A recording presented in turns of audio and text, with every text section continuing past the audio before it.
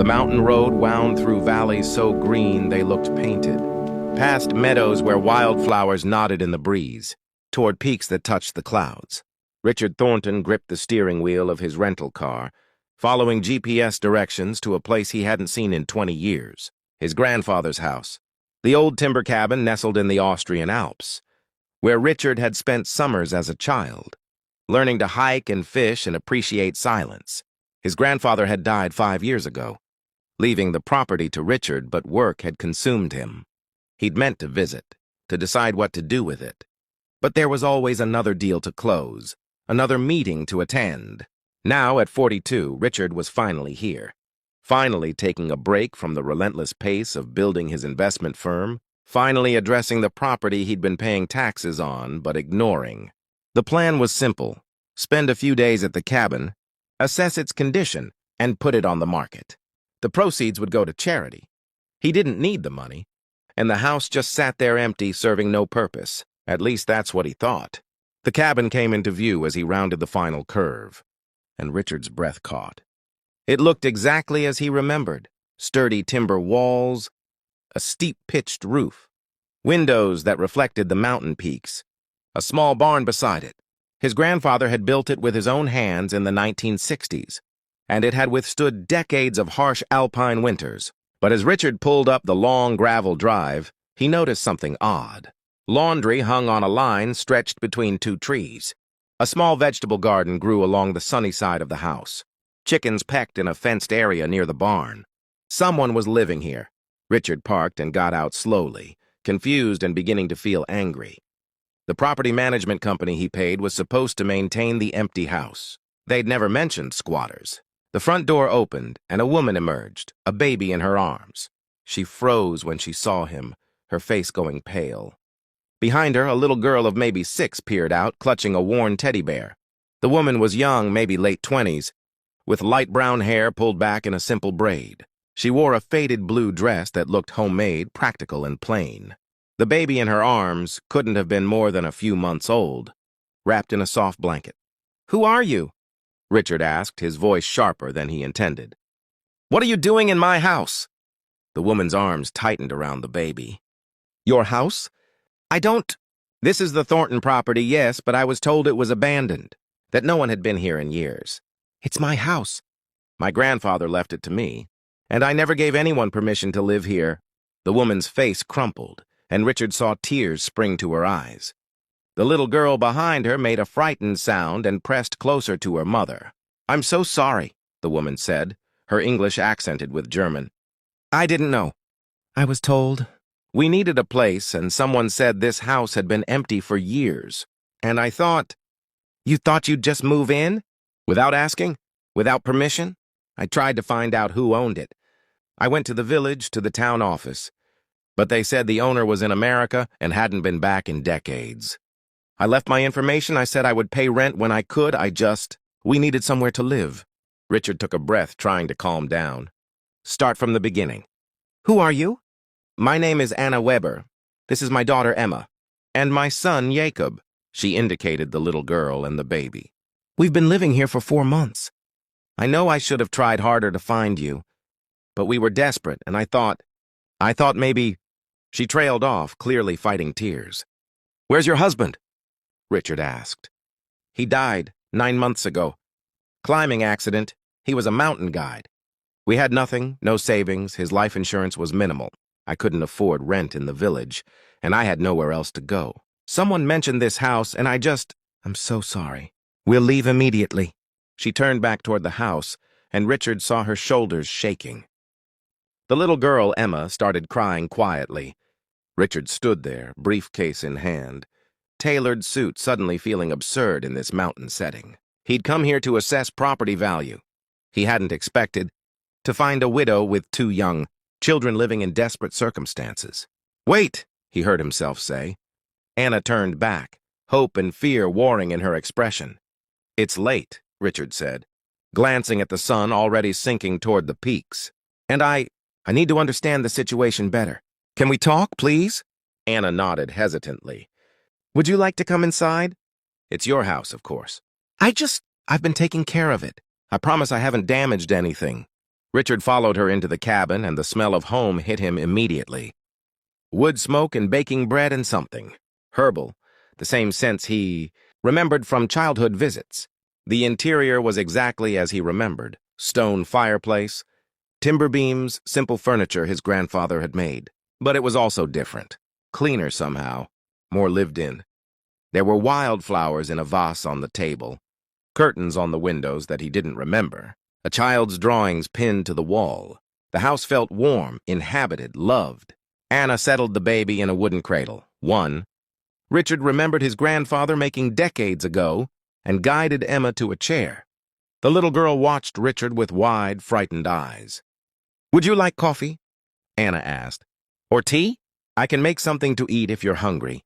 Just water, please." Anna filled a glass from the tap, the same hand pump his grandfather had installed, and set it in front of him. Then she sat across the table, her hands clasped tightly. "Tell me your story," Richard said. "From the beginning." And Anna did. She'd grown up in the village below. Had married her childhood sweetheart Thomas at 20. He'd been a mountain guide, taking tourists up the peaks, teaching climbing and safety. They'd lived modestly but happily in a rented apartment. Had Emma, were trying for another child. Then 9 months ago, Thomas had been leading a group up the Waldspitze. An unexpected storm had blown in. He'd gotten his clients to safety but had fallen during the descent. By the time rescue teams reached him, he was gone. Anna had been 6 months pregnant with Jakob. "The insurance paid for the funeral," Anna said, her voice steady but her eyes distant. "And there was a small payout. But it wasn't enough to live on, not long term. The apartment we rented was too expensive without Thomas's income. I tried to find work, but who wants to hire a pregnant widow with a young child? And after Jakob was born." She gestured helplessly. "So you came here." I remembered hearing about this house as a child. The old Thornton place, abandoned for years. I came to look at it, thinking maybe I could just stay for a little while, until I figured out what to do. But it was in such good condition, structurally sound, and it was empty. So I moved in and I told myself I'd find the owner. I'd make it right. But then Jakob was born and I was just trying to survive day to day. "What have you been living on? How do you eat?" Anna gestured toward the window where her small garden grew. "I grow what I can. The chickens give eggs. There are berry bushes in the woods, and I know which mushrooms are safe. I've been making preserves and selling them in the village. Mrs. Hoffman at the market lets me leave jars there. It's not much, but it's something."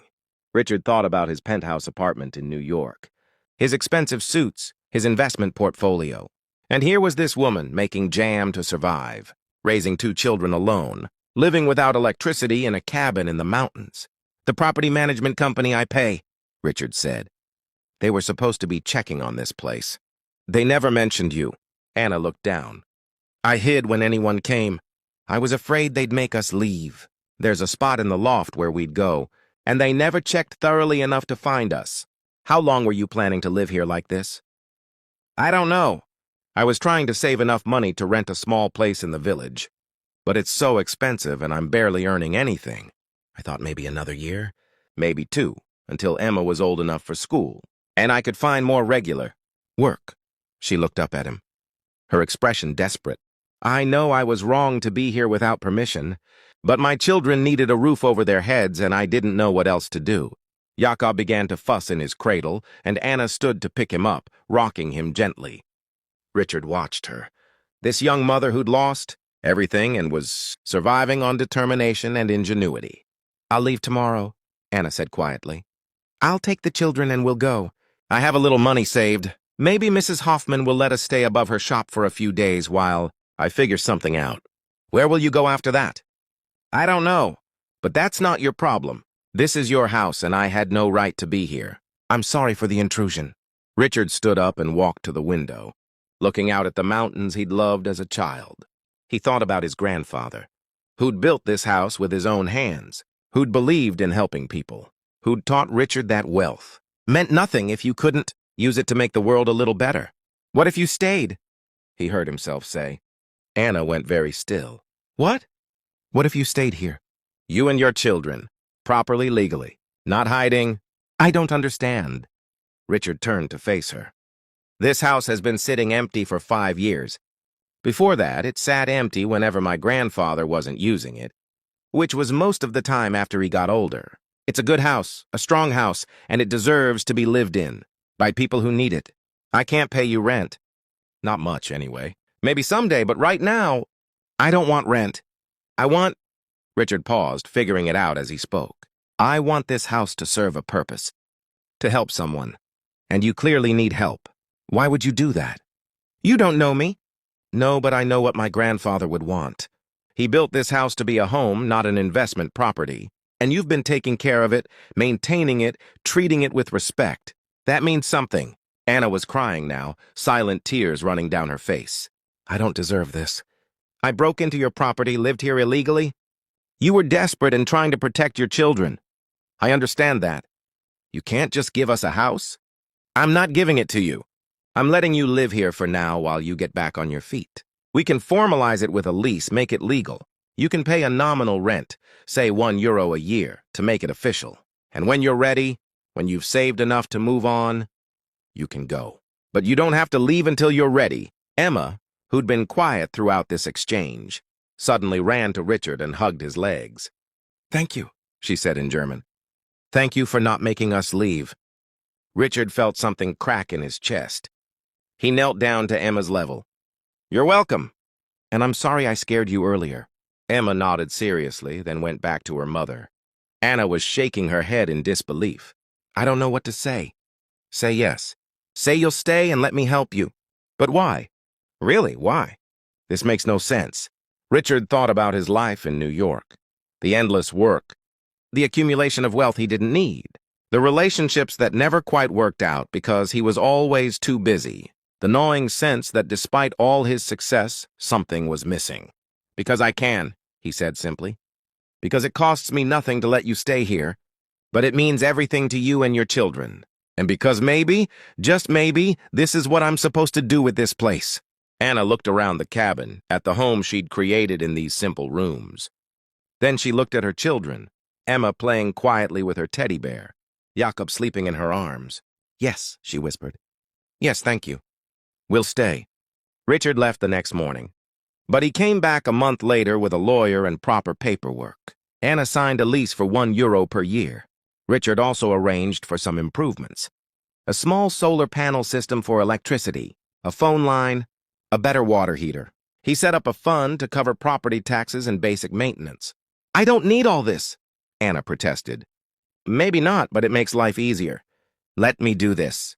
Over the following months, Richard found himself returning to the mountain house more frequently. He'd tell himself it was to check on the property, but really it was to see Anna and the children, to sit at the simple table and eat bread Anna had baked, to watch Emma play in the meadow, to hold baby Jakob and feel the weight of tiny trust. He started teaching Emma English, bringing her books and games. He helped Anna expand her preserves business, connecting her with specialty food stores in Innsbruck and Vienna. He even tried his hand at fixing the barn roof, though he was terrible at it, and Anna ended up showing him how. You're a millionaire, she laughed, watching him struggle with hammer and nails. Surely you can hire someone to do this. Where's the fun in that? The village below started to talk, of course. The rich American and the widow. But Richard didn't care, and Anna learned not to. They mean well, Mrs. Hoffman told Anna at the market. They're just surprised to see someone help without wanting something in return. He doesn't want anything, Anna said firmly. But Mrs. Hoffman just smiled. Doesn't he? It was Emma who said it first, 8 months after that initial meeting. Richard had come to visit, bringing Emma a book she'd been wanting. She hugged him and said, I wish you could stay forever. I wish you were my papa. Anna had hushed her quickly, embarrassed. Emma, you can't say things like that. But Richard had just looked at this little girl who'd lost her father, and at the woman who was working so hard to give her children a good life, and at the baby who was starting to smile and laugh, and he realized something that should have been obvious months ago. He was falling in love with all of them, with this life that was so different from his own, with the simplicity and authenticity of these mountains, this house, this family. That evening, after Emma was in bed and Jakob was sleeping, Richard and Anna sat by the fireplace. The autumn air was crisp and the fire crackled warmly. Anna, Richard began. "I need to tell you something." She looked at him, her expression gentle in the firelight. "I think I know what you're going to say." "You do? You're going to say you want to sell the house after all. That this arrangement isn't working. And I understand, really I do. We've been grateful for every day we've had here." "No, that's not what I was going to say at all." Anna stopped. "Oh, I was going to say that I think I'm in love with you. And with your children. And with this life. And I'd like to know if there's any possibility that you might feel the same way." Anna stared at him, her lips parted in surprise. You what?" "I know it's complicated. I know you love Thomas, and I'm not trying to replace him. I know I live in New York and you live here. I know we're from different worlds. But somewhere along the way, this stopped being about helping a stranger and became about wanting to be part of your life, your family." Anna was quiet for a long moment. Then she said, "I did love Thomas. I'll always love him. He was my first love, Emma's father, but he's gone and I've had to learn to live without him. And in that living, I've discovered that hearts are bigger than we think, that there's room for more than one love in a lifetime. So you're saying..." "I'm saying that I've fallen in love with you too, with your kindness, your generosity, the way you are with Emma, the way you've helped us without asking for anything in return. But Richard, I can't leave this place. My whole life is here in these mountains, and you have a life in New York. What if I didn't?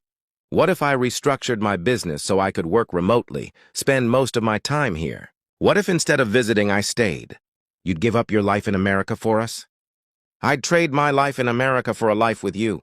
There's a difference." Anna reached for his hand, her fingers slipping between his. "It won't be easy. We're so different." "The best things never are." They sat like that for a while, holding hands by the fire, letting the future settle around them like snow on the mountain peaks. Richard did restructure his business. He brought in a managing partner to handle day-to-day operations in New York and set up a home office in the barn he'd fixed. He flew back to the States once a month for essential meetings but spent the rest of his time in the mountains. He and Anna married the following spring, in the village church with half the town watching. Emma was their flower girl, carrying wildflowers from the meadow. Jakob, now a toddler, was passed between family members during the ceremony. "Do you think Thomas would approve?" Richard asked Anna the night before the wedding. "I think he would be grateful that someone is taking care of his children, that someone loves me, that we're not alone. You were never alone. You're the strongest person I've ever met." "I'm strong because I had to be, but it's nice not to have to be quite so strong anymore." They had more children, a daughter they named Maria, then a son they named Peter. The house that had once sat empty was suddenly full of life and noise and laughter. Richard expanded it, adding rooms carefully so as not to disturb the original structure his grandfather had built. Emma grew up bilingual, attending school in the village but spending summers helping at her mother's now thriving preserves company. Jakob became fascinated with mountains like his biological father had been, and Richard made sure he learned to climb safely.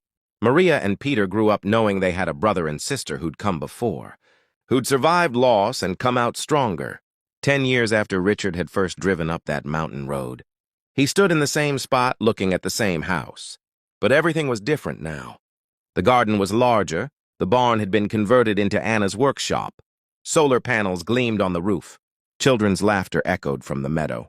Anna came up beside him, slipping her hand into his. "What are you thinking about?" "About how I almost sold this place. About how close I came to missing all of this. But you didn't. Only because you were desperate enough to break in and stubborn enough to stay."